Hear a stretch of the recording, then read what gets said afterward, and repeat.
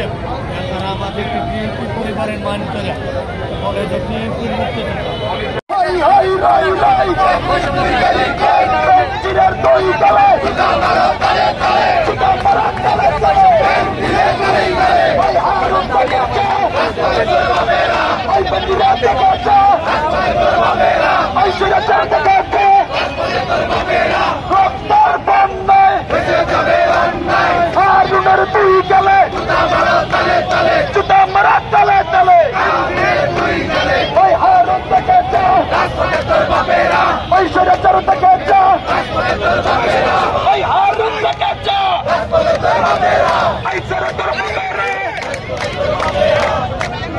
आवाज नाही, आवाज नाही, आवाज नाही, आवाज नाही।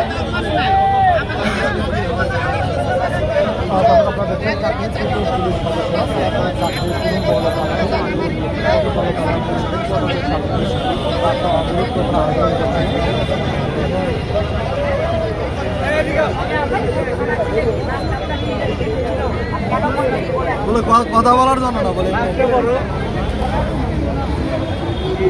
তখন আমার কার্যকরী না আসতে পারাতে সেটাই ছিল আমার অপরাধ এবং তখন আমাকে বলে ভুয়া মুক্তিযোদ্ধা বলে আমার চাকরি করতে হবে। আসলে আমরা এখনো বাতা চলমান আমার বাবার, আমি ভুয়া মুক্তিযোদ্ধার সরকার না, আমার চাকরি 13 বছর।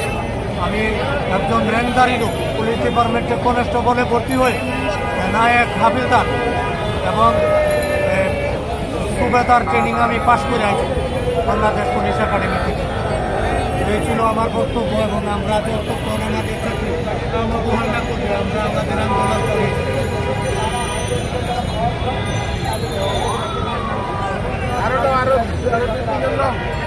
এই যে ভাই আপনি পিছনে আসেন, এই যে ভাই আপনি সব পিছনে ভাই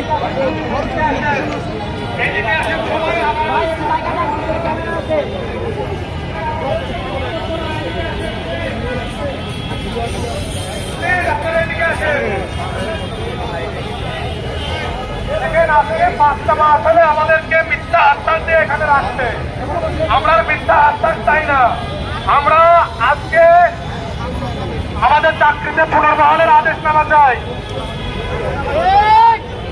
5 মাস আগে আমাদেরকে হেডকোয়ার্টার আমাদের আইজি স্যার, সাবেক আইজি স্যার মহিদুল স্যার আমাদেরকে আবেদনের মাধ্যমে আশ্বাস দিয়েছিল আমাদেরকে চাকরিতে পুনর্বহাল করাবে।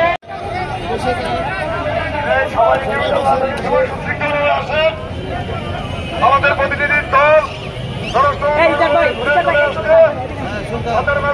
সিদ্ধান্ত নেব আমাদের কর্মসূচি।